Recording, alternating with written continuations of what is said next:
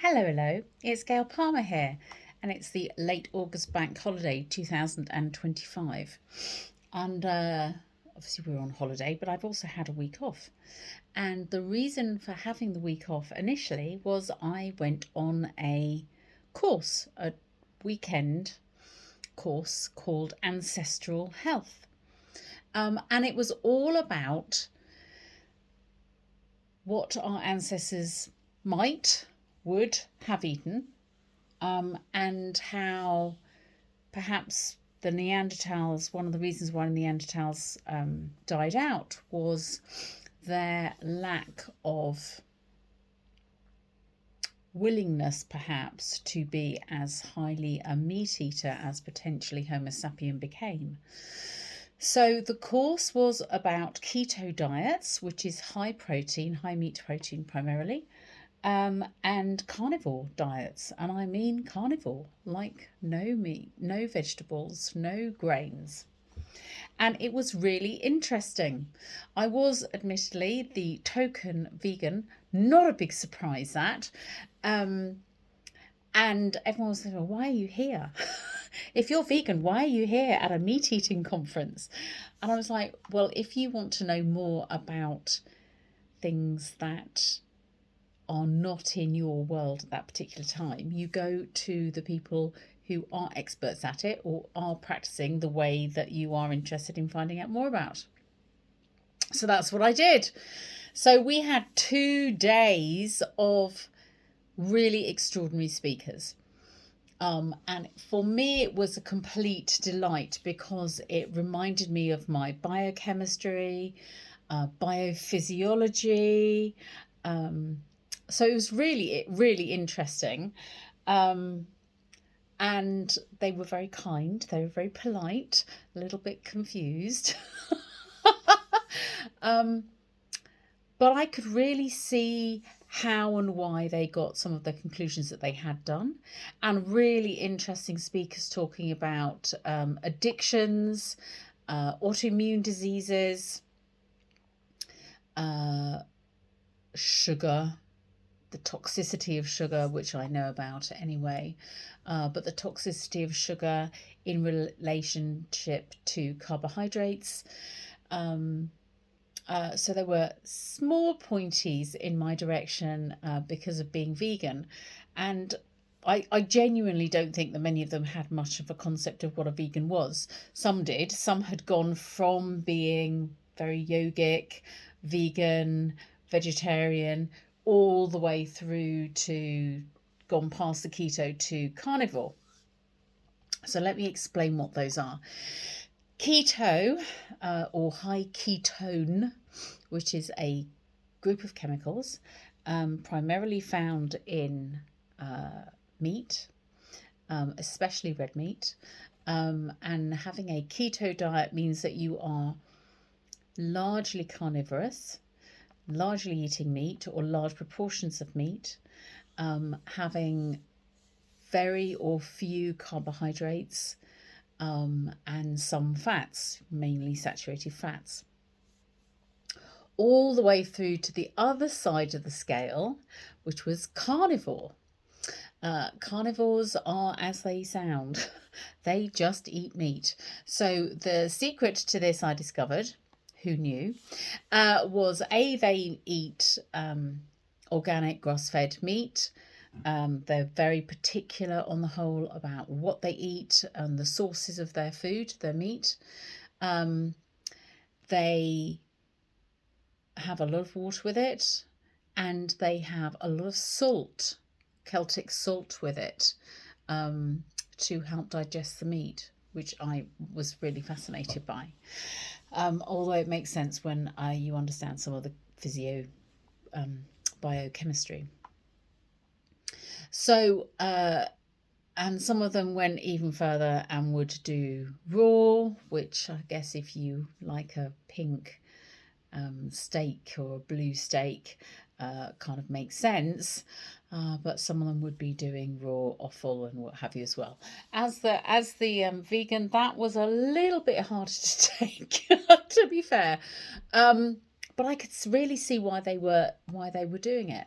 And having listened to several of them say how they changed their diet, and some of them have been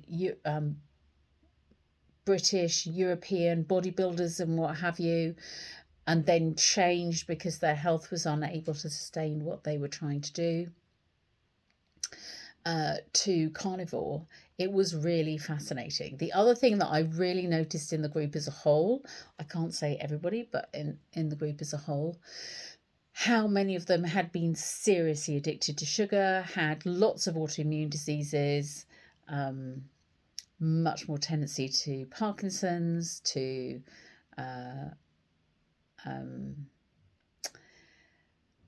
my brain's just gone slightly blank, diabetes, etc., and had come right away from those sugary, carbohydrate fueled diets, often with a lot of seed oils in them, which traditionally vegans have had that kind of a diet. I don't, but traditionally that's what people have thought of as being vegan. So you eat a lot of vegetables and you have a lot of carbohydrates. It's quite sugary and sweet. Because they changed their diet, because they were getting more and more ill, the painkillers, the obesity, the fatigue, the pain, the arthritis, the gut disturbances, they were getting more and more and more, like 8, 10, 12 medications from the doctor, all of which, of course, were working against each other, so it didn't really work. But were getting worse and worse because no one had addressed their diet and they were eating crap, basically. Short answer, crap. So lots of sugary stuff, lots of pre-made foods. Almost none of them were cooking. They rarely did vegetables, etc. Anyway, cut a long story short. So their case histories in themselves were really interesting to listen to. But then also where they had really succeeded by changing their diet. And personally, I think a lot of this was because they started eating cleaner, more whole food, even if it was meat, but it was whole food, was their diabetes started clearing up. Their sugar levels were better. They weren't so tired all the time because their sugar levels were like the Himalayas, instead of being fairly level. As a result, they could think better, they could make better decisions, their emotions were better managed, they were less angry, more consistent, better concentration. So it was really interesting listening to the speakers, who were fabulous, but also asking the various participants questions as well. So why did I go? Why did you go, Gail?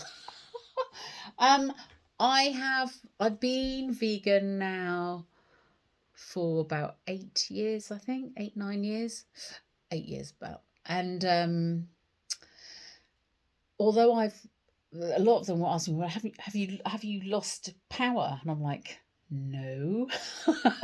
But then I really make an effort to not eat processed sugars, and I keep my grain content right down if I possibly can.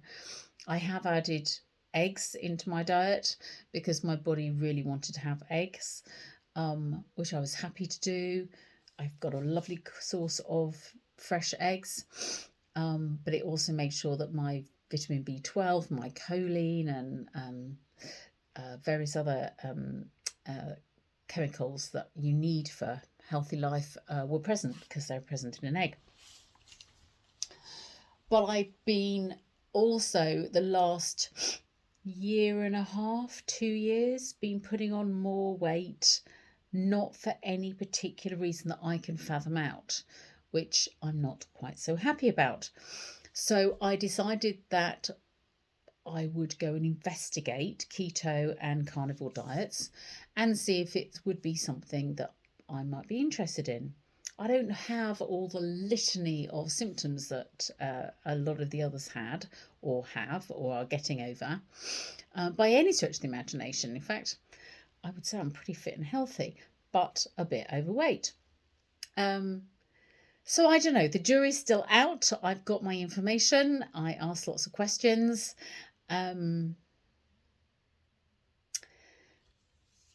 we'll see. I'm considering it. I am considering it. It's a very big leap from going from vegan and fairly raw vegan, but vegan, to keto with meat versus keto without meat, doing it the vegan way, to being more carnivorous.